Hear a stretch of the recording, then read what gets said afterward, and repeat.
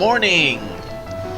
Let's walk towards the end of this street so that we can reach this major landmark here in the oldest street of the Philippines, the Colon Obelisk. And there's a little bit of history written on this top.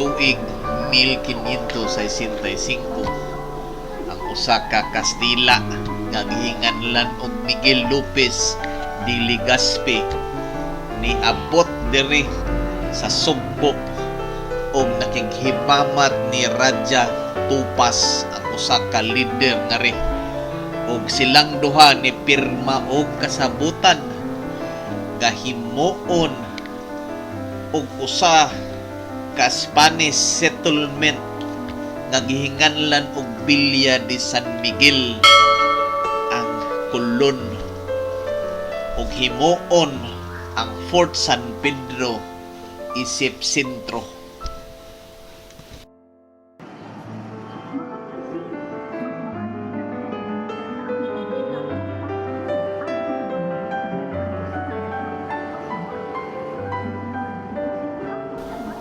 Walking down this very old street in the Philippines, I began to think that there could be so much events, important events in the past that transpired here in Colon. There could be assassinations, there could be conspiracies, there could be special events that were celebrated here, as this was the nucleus of the place, center of everything.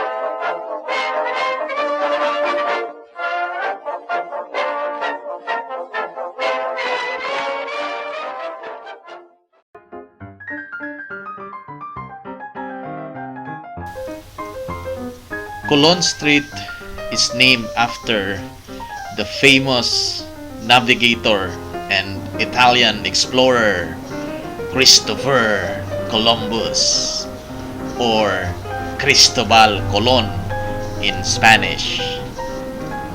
Aside from being the oldest, this is also the shortest national road with only a length of 1.17 kilometers from that obelisk going straight to Tres de Abril Guadalupe River before you reach Padilla.